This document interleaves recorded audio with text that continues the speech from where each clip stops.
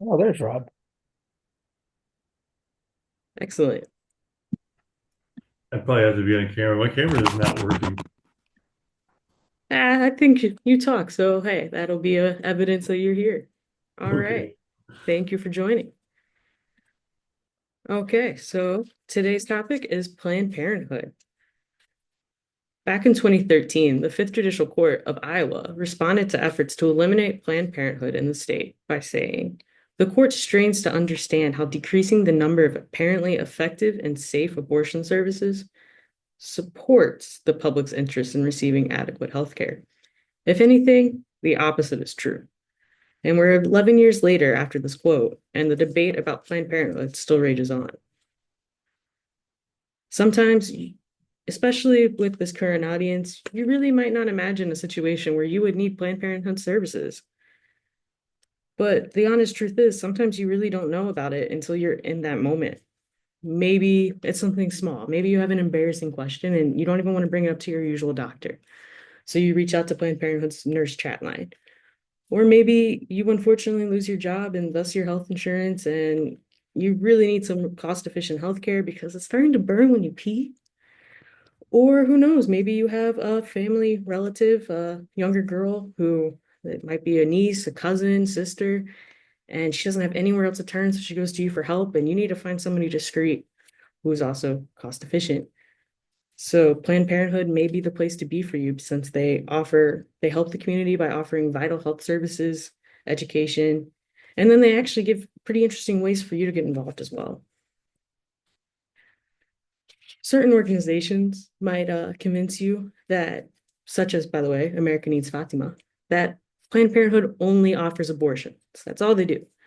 And Planned Parenthood tells you that yes, they do offer abortions. It is a fact of women healthcare, and people sometimes need it, and it's a very valuable resource for the community, offering questions and answers and the service itself in a safe, responsible manner.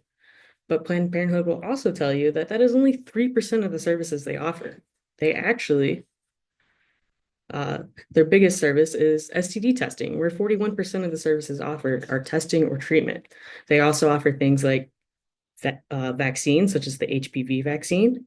They also have various types of birth control to determine with you what's the best situation that will work for you and your body.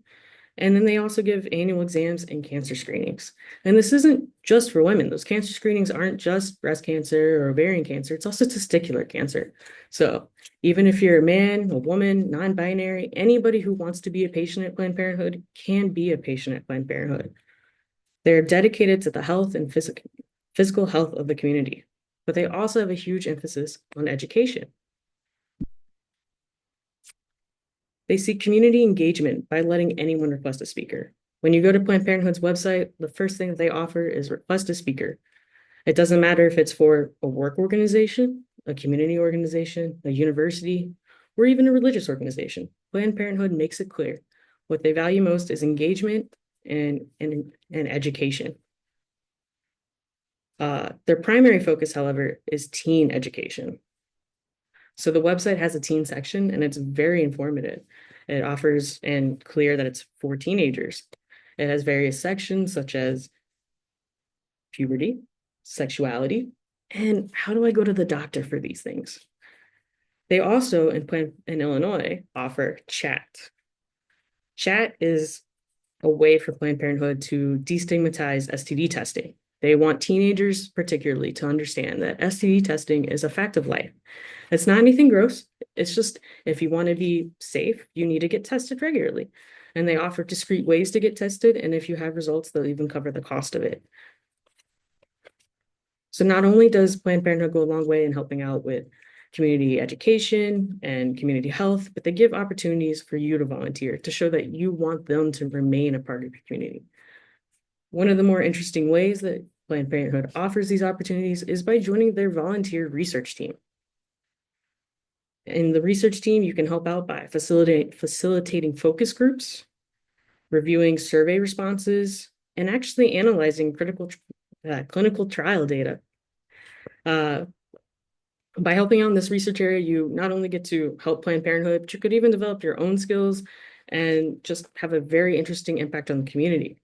But Planned Parenthood also stresses that another way to get involved is one of the more straightforward, common sense ways, voting. Your vote matters, and you need to show that you value Planned Parenthood. As in 2013, Planned Parenthood still finds themselves regularly in the courts. So in this political climate, show your caring for Planned Parenthood and your value in their community by going to the poll booth, voting for candidates who care about them, voting for it in your local community, and just making sure that everybody knows you value Planned Parenthood and the services offered. So all in all, Planned Parenthood is a very vital part of the community. And while at the beginning of the speech, you may have been like, I will never need Planned Parenthood personally. You never know. They do offer vital health services, affordable health care. They remove stigmas across the community and STD testing, and they even offer interesting volunteer options. There may really and truly be a time that you find yourself in that situation where maybe your loved one finds yourself in a situation. And now you know when something like that comes up, you know who to call. Thanks everybody for your time and for attending the speech. I do appreciate it. And I'm going to stop sharing.